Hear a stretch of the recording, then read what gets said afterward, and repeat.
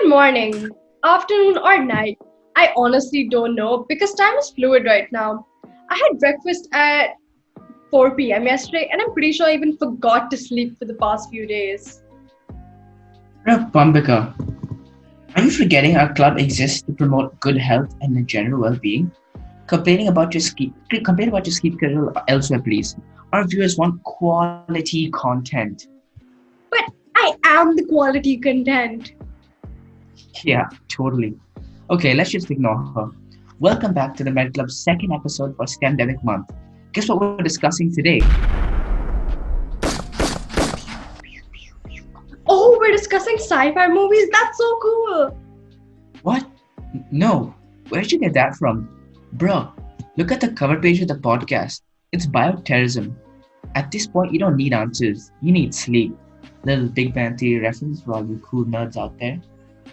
Okay, that does make more sense. I'm so intrigued and excited to know more about that. Wait, what are biological attacks exactly? I'm thinking of bio teachers attacking us. What? No. Biological attacks customarily involve the use of infectious agents or other harmful biological or biochemical substances as weapons of terrorism. Oh, that's cool. Alright, so let's call our officer from the CDC, or should I say, the Club Disease Expert Committee. She'll definitely help us further understand this. Hello, officer. Oh, hello there. Thanks for calling me. Let me just put you on speaker. So, it has come to my attention that you want to learn more about bioterrorism. Yeah. Alright then, let's get started with the basics. So let me tell you what bioterrorism actually is. Many of us relate to it as a biological attack by terrorists or a national power in an action film rather than a real threat. And indeed, the possibility of such an attack may be very remote in real life. Biological attacks, however, have occurred in the past, some as recently in 2001. Yeah. So, biological attacks are not in any way related to movies or bio teachers? No, but they're so scary. A biological attack or bioterrorism is the intentional release of viruses, bacteria, or other germs that can sicken or kill people, livestock, or crops. These germs are often found in nature, but they can sometimes be made more harmful by increasing their ability to cause disease, spread, or resist medical treatment. These bioterrorist attacks could have political, religious, ideological, or criminal motivation and could conceivably be planned by groups or a single individual or be part of a state-sponsored terrorist activity. Damn, that sounds pretty cool. Bad. It sounds bad. Horrible. Oh no. This seems like a severe concern. However, I'm still not aware of its specifics. What is its underlying biology? What causes it? Does an angry dude just fill a gun with bacteria bullets? Shoot, I thought that was a fire joke. Not funny, Josh. No, but it is because I followed up the joke by saying shoot and fire, which are like alternative verbs to describe a gun like going off and Stop, please stop. But even I'm curious about its causes. Okay, so what causes a biological attack? The answer is bioweapons. In case of terrorism, it is sensible to imagine guns and missiles. But in the case of bioterrorism, the weapons consist of bacterium, virus, protozoan, parasite, and fungus. Replicating pathogens, toxins, and biotoxins are also included. The agents of bioterrorism are divided into category A, B, and C, depending on their nature of transmission and effect on the population. Agents belonging to category A are easily transmitted from person to person and may result in high mortality rates. Common examples of agents belonging to category A are anthrax, botulism, plague, smallpox, tularemia, and viral hemorrhagic fevers, such as filoviruses, which are known to cause diseases such as Ebola and Marburg. Agents belonging to category B are moderately easy to disseminate and result in a comparatively low mortality rate. Examples include brucellus, food safety threats such as the Salmonella species, E. coli, and Shigella, and water safety threats such as Vibrio cholerae.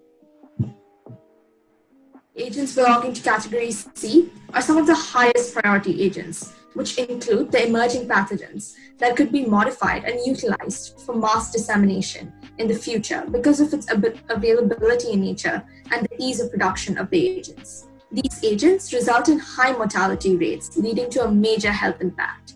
Examples include the Nipah virus, hantavirus, and SARS-associated coronavirus.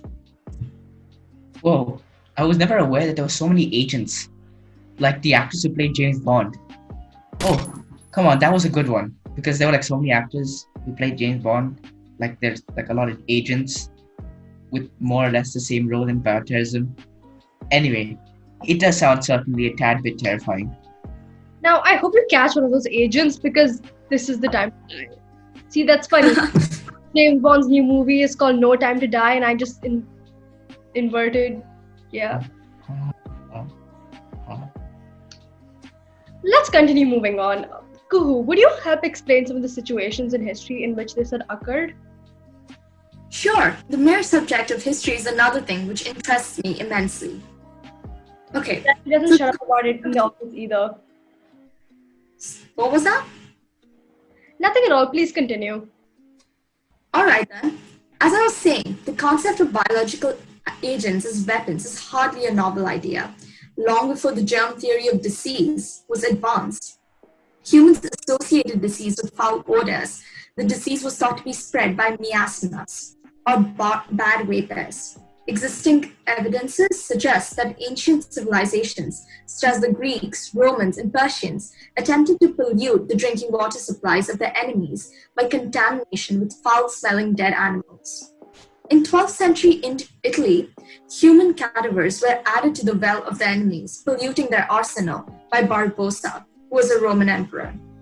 On the other hand, the activities of early microbiologists in the late 19th century introduced the concept of microorganisms as agents of infectious disease and provided a foundation for the science of microbiology. Their work also ushered in a new phase in biological weapons development. The biological warfare activities of other countries during the 1930s and 1940s were minimal compared to those of the Japanese. The German effort was mostly defensive, aimed at developing vaccines and antimicrobial drugs. The Japanese effort was notable, with a number of military units engaged in offensive biological weapons research until the end of World War II. The most famous and notorious unit being Unit 731. This was located in Japanese-occupied Manchuria and was responsible for extensive research and development using both animals and imprisoned human subjects, usually criminals or political dissidents. Oh, damn. Kuhu, I think you went a bit overboard with the history there. Oops, sorry, couldn't control myself. Let's move on to its other aspects. That's completely alright, Kuhu. We found the historical aspect of this controversial issue very enlightening, although a tad bit much. I do tend to get involved with certain topics which I can rant on for hours about. Like, have you realized how catchy the Halo theme song is? Like, if you went to a church, there were a bunch of Xboxes. Josh, you're digressing again. Right, sorry. Could you help us gain more understanding on how we can prepare ourselves if we are faced with such a threat again? After all, history repeats itself. Sure, Joshua. As we are already experiencing a major pandemic at the moment, there's enough awareness on the degree of preparedness required in order to reduce the rate of transmission of an agent and hence the mortality rates among the population. The precautionary measures can be divided into 3 stages: before, during, and after the biological threat, respectively.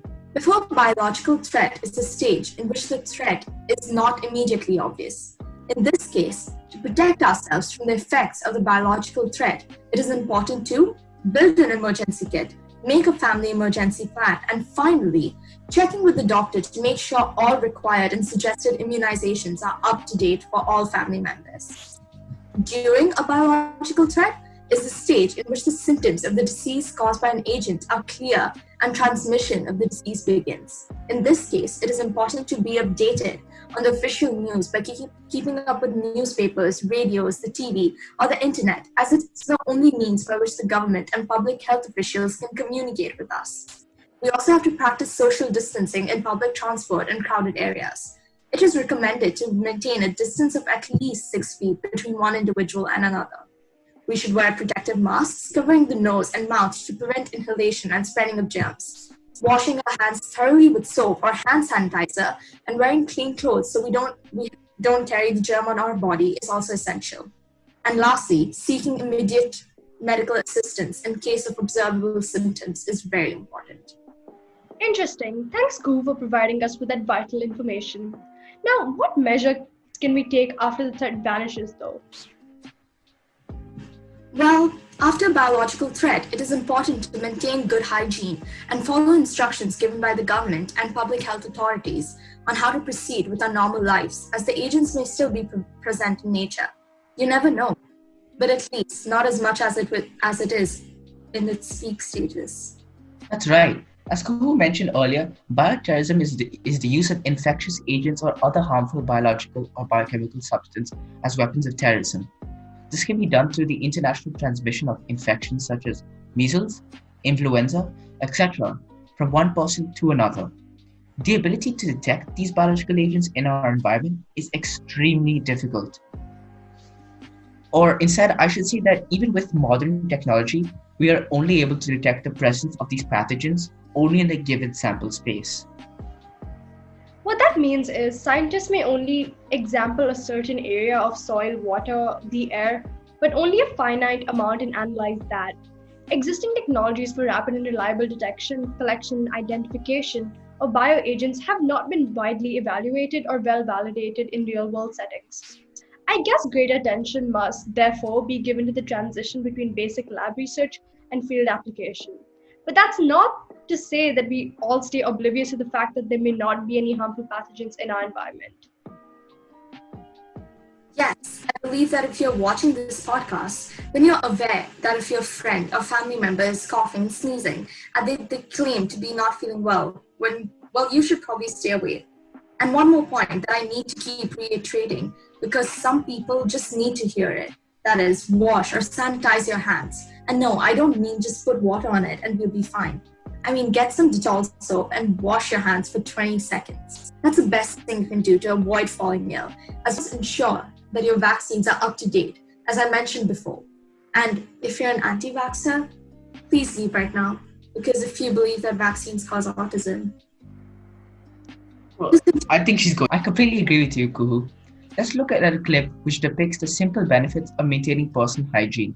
This is an extremely integral information for us to make sure we are ready in the face of this horrific threat. If you just rinse your hands under regular water, nothing comes off. If you wash with soap for just 5 seconds or 10 seconds, your hands are still covered. The virus is still there, able to get you and others sick. But 20 full seconds, now the soap is actually... Wow, for once I actually quite enjoyed learning. That was truly quite informative. Thanks, Kuhu, for the information. I'm sure that we can learn something today. But I do have to ask one question. Is there any discussion forums on this topic, like, I don't know, on Craigslist? Did you try and make another James Bond reference by trying to create a link between Craigslist and Daniel's Craig? No? Yeah. Thanks for tuning in, and we hope you learned something new from this video, like how important it is to sleep, for example, or you might end up like me. Stay tuned for our next episode of the STEMdemic month. Thank you all for watching, and remember, shaken not stirred. Good night. How does that relate How does that relate to bioterrorism?